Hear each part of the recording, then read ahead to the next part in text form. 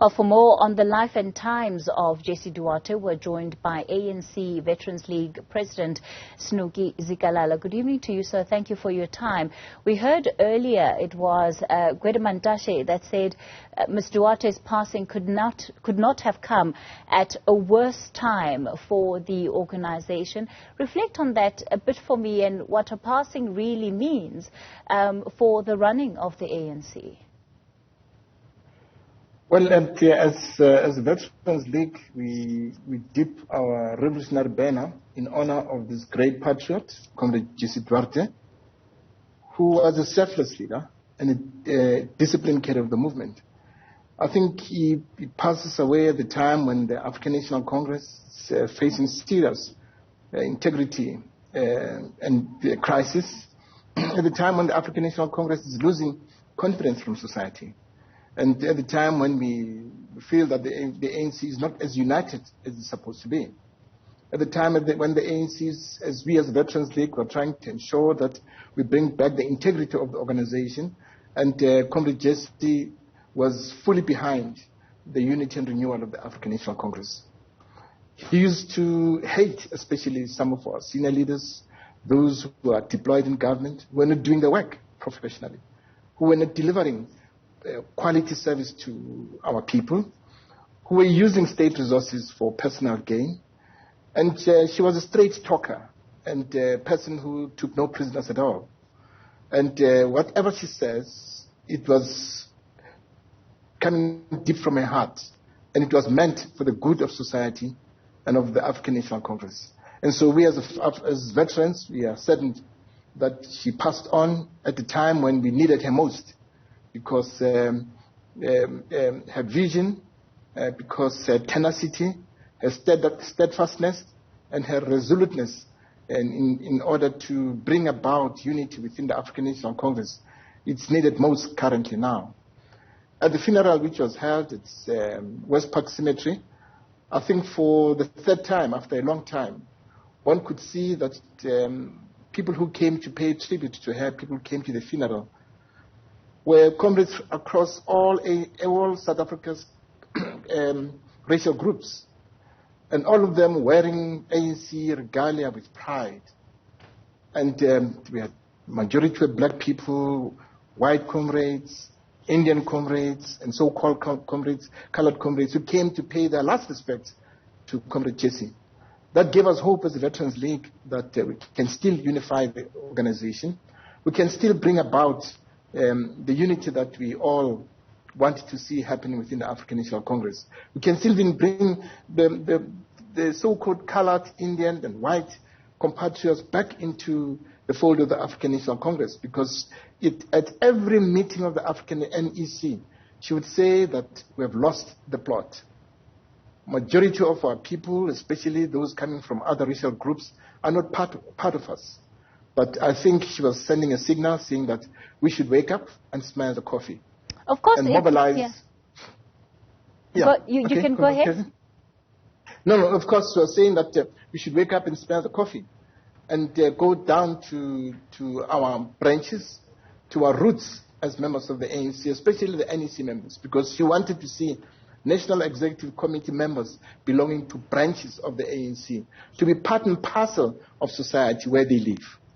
Of course, in many ways, it speaks to her legacy as an organizer, somebody who was committed to not just organizing in communities, but across racial lines, because she believed in non-racialism, but, was also skeptical about the ability of this country to achieve true non-racialism post the democratic project, given the challenges that she had already identified as an activist in communities, that black people were organizing in black areas, white people were organizing in white areas, and there wasn't that much opportunity in terms of really bringing people together.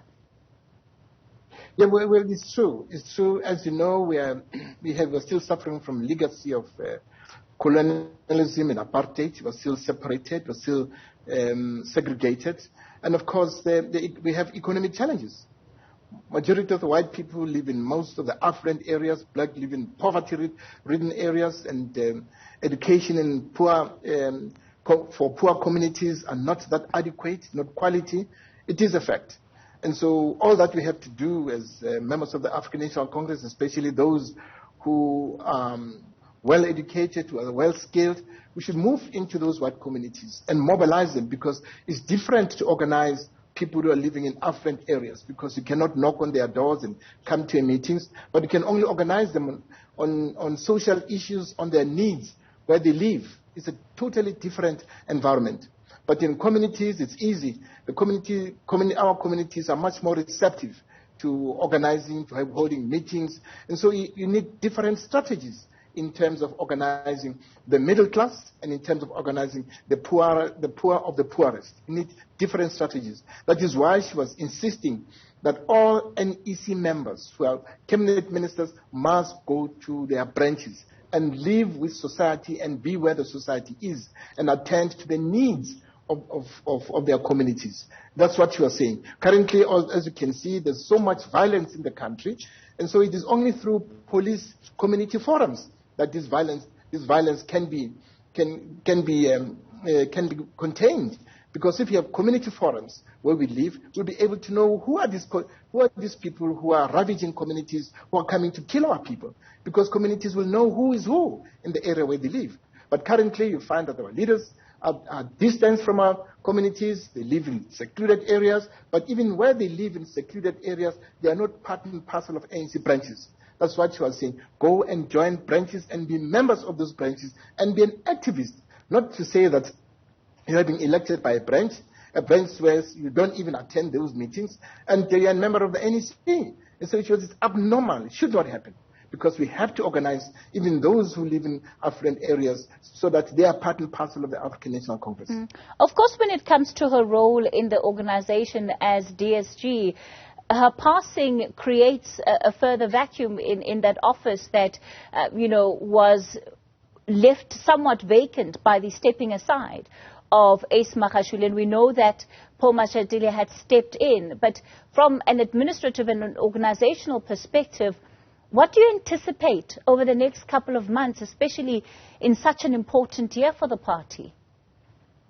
Well, as you know, that the NEC of the ANC has taken a resolution, a decision, that Comrade Dr. Gwen Ramaphosa should step in as a coordinator to help Comrade Paul Mashatile. As you know, Comrade Paul Mashatile's main task currently was to mobilize funds and ensure that the ANC financial position is very stable. And so it was said he must come into that office and help him. And so I think we have the view that that will happen quite soon. Should be able to step in and assist Comrade Paul Mashatile, because currently Comrade Paul Mashatile is wearing three hats. One is a Treasurer General of the African National Congress. Secondly, as the acting SG of the ANC. Thirdly, as the acting SG of the ANC. And it happens at the time when in 2 weeks we're going to a policy conference where we have 10 documents of the African National Congress which need to be discussed by branches, where branches need to give proposals about policy issues that we are recommending. And then within 4 months we are going to ANC electoral conference. And so it's a lot of work for the poor TG. And so with Comrade Gwen Ramaphosa being recommended to step in and assist the TG, I think that will help us to make sure that the administration of the organization is intact. Because the SG's office is one of the most powerful offices, to be honest with you. You deal with all administrative issues of the African National Congress. You are in charge of all 9 provincial secretaries. Those 9 provincial secretaries are in charge of regional secretaries, are in charge of branches. It's huge, it's massive. And so without a stable Secretary General's office, you won't be able to ensure that you service your members, you bring in quality members into the organization. There are branch general meetings that are taking place. There are discussion documents that is distributed to them. There's discipline that is taking place in those branches. Without a strong SGO, you won't be able to run this big machinery of the African National Congress. All right, let's leave it there for tonight. ANC Veterans League President Snuki Zikalala reflecting there on the passing of Jessie Duarte.